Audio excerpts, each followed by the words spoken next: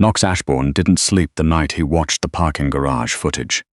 He watched it 6 times, and each time the air left his body in a different way, first as disbelief, then as something cold and permanent that settled into the space between his ribs and refused to move. 9 days earlier, he had fired Audra Wolfe without looking up from his desk. Now he was watching her dismantle a professional killer in a concrete stairwell, using nothing but her forearm and a clipboard. Knox would have struggled to describe Audra if someone had asked. She was somewhere in her late 20s. He was genuinely not certain which side of 30 she was on. She wore slate-grey cardigans and flat shoes that made no sound on the polished concrete floors of Ashbourne Group's 41st floor offices in downtown Toronto. Her hair was dark, always pulled back with a plain clip. She didn't wear jewelry. She didn't wear perfume. She made no noise, left no trace, and for 18 months she had run his professional life with the precision of a Swiss chronograph. What Knox valued about Audra was exactly what he never thought to question. She was frictionless. In a world composed entirely of loud egos and loud problems, she was the absence of friction. Documents appeared. Calls were screened. His schedule moved like water, finding the path of least resistance without him ever needing to understand how. He didn't know that she had a younger sister named Lottie, 19 years old, living in a small apartment in Scarborough with a degenerative joint condition that required medication, costing more than Audra's rent. He didn't know that Audra took the TTC home every evening to check on her, that she tracked Lottie's prescription refill dates the way other people tracked mortgage payments, that this specific job, not another job, this one, was the difference between Lottie walking unassisted at 30 and not walking at all. He didn't know any of it because he had never asked. The meeting with Parish Keld was meant to be a demonstration of dominance. Parish ran a rival shipping logistics firm out of Hamilton. Younger than Knox by 8 years, hungrier by a decade, and recently bold enough to start undercutting Ashbourne Group's contracts along the St. Lawrence corridor. Knox had summoned him to the 41st floor to deliver a simple message. These are the boundaries. You stay inside them, we both profit. You step outside them, I dismantle you before Christmas. Parish arrived with 2 lawyers and a smirk that Knox wanted to surgically remove. The meeting proceeded on schedule until Knox reached for the intercom. Audra, bring up the tender documents, 3 copies, flagged. Silence. He pressed the button again. Audra. Only the faint electronic hiss of a dead channel. Across the table, Parish's smirk widened by precisely 1 millimeter. Everything all right, Knox? Having trouble with the office? Audra was never away from her desk. Never. In 18 months, Knox could count on one hand the number of times she had been more than 30 seconds away when he needed something. The minutes stretched. Parish made small talk. Knox poured scotch he hadn't intended to pour. The authority in the room hemorrhaged quietly, steadily, with each tick of the clock on the wall. 16 minutes later, the heavy glass door clicked open. Audra walked in carrying 3 bound document folders. She moved with her usual unhurried precision, as though time were a thing that happened to other people. Knox's eyes locked onto her immediately, cold, searching. Her grey cardigan was missing its bottom button. Her breathing was very slightly faster than usual, and when she set the folders on the table, he caught something beneath the neutral air of the office. Copper. The clean, sharp bite of copper and something chemical, like industrial solvent. My apologies for the delay, Mr. Ashbourne, she said. Flat, steady, no tremor in it. Parish chuckled. Where were you, sweetheart, taking a personal call? Audra didn't look at him. She didn't acknowledge the comment existed. She stepped back, folded her hands, and waited. That's all, Knox said. Get out. She left. Parish signed.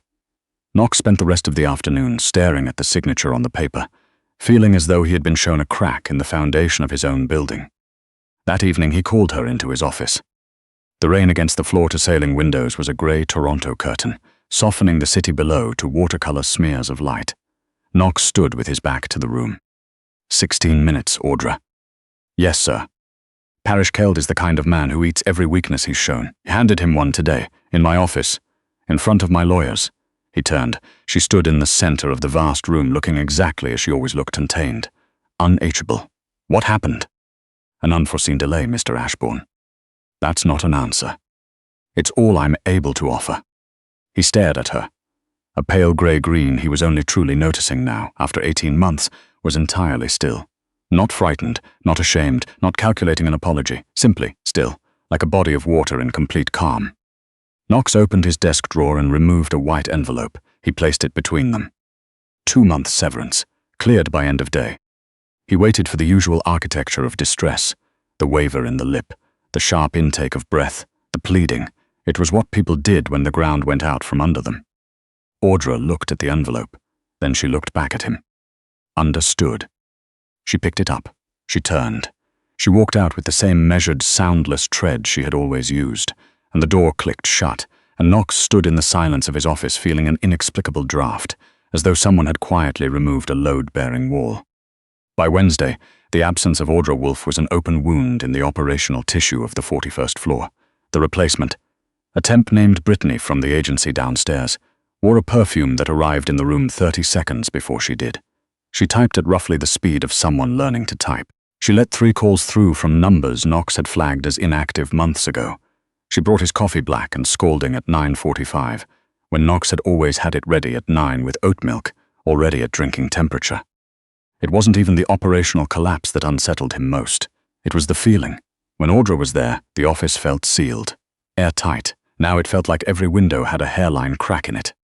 On Thursday evening, Knox walked out to Audra's old station. He ran his hand over the clean laminate surface. He pulled the drawers open one by one, empty, spotlessly so. Then the bottom right drawer, locked. Knox found a steel letter opener in his own desk and came back. He forced the mechanism splintered. The drawer slid free. Inside was a single item, a slim black hardcover notebook. He opened it. The handwriting was microscopic, precise, and entirely devoid of personal flourish.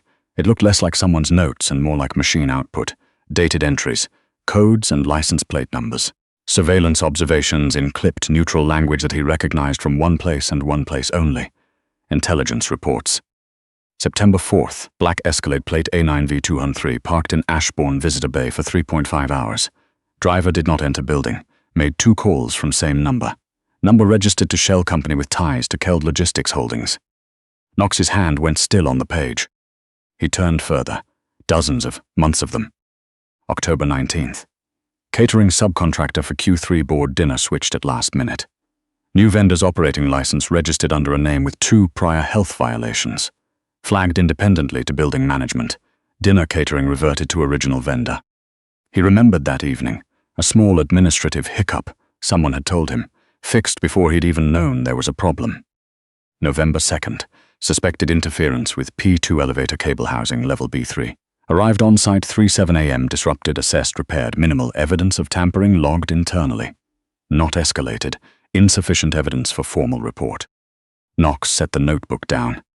He sat very still. Then he called Leland Sutter. Sutter was Ashbourne Group's head of corporate security. A broad, quiet man who had spent 12 years in military intelligence and carried himself with the particular economy of movement that profession left behind. When Knox came down to the operations room, Sutter was standing in front of the central monitor with a look on his face Knox had never seen there before. Something close to discomfort.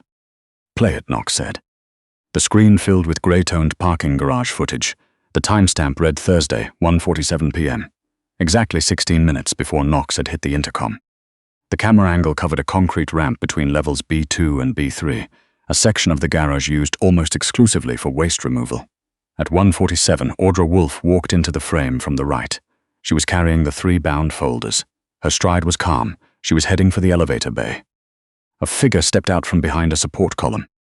The man was large, 230 pounds at minimum, dressed in maintenance coveralls, with the kind of face that had never smiled and didn't intend to. Knox didn't recognize him. Sutter, watching from behind, said nothing, but Knox heard his breathing change. He aimed it at Audra's chest. His lips moved. Keycard. Upstairs. Now, he wanted access to the executive floors. He wanted Knox. "Watch her hands," Sutter said quietly. Audra didn't drop the folders. She didn't raise her arms. She shifted her weight in a movement so small the camera almost missed it, and then she stepped forward. Not back. Forward. Her left hand came up in a lateral strike against the slide of the pistol, pushing it out of battery, a move that required knowing precisely how the mechanism worked and required no hesitation whatsoever. Simultaneously, her right hand swung the corner of the bound folders upward in a sharp arc directly into the man's larynx. He staggered. The pistol fell. What happened in the next 40 seconds Knox would replay in his mind for a long time afterward. It was methodical. She used his recovery time to close distance, applied a leg sweep that brought him down with the kind of impact that left marks on the concrete, and drove her knee into his sternum, before he could get his wind back. From the cardigan pocket, she produced a small metallic syringe. She pressed it into the side of his neck. The man thrashed for 3 seconds. Then he went entirely still. Audra stood. She smoothed her skirt. She picked up the pistol, checked the chamber with a practiced, almost bored flick of her wrist, and placed it in her bag. She dragged the man's body across the garage floor and into the utility closet beside the waste compactor. She latched the door. She walked back to the folders. She noticed the missing button on her cardigan, adjusted the fabric. She took a single slow breath. Then she pressed the call button for 41 and went upstairs to deliver the documents. The timestamp read 2:03 p.m. The monitor went dark. The silence in the operations room was the kind that settles after something irreversible. He had fired a woman who had just neutralized a contract killer, dragged him into a storage closet, and come upstairs to hand him a folder, and he had dressed her down for being 16 minutes late. "There's more," Sutter said.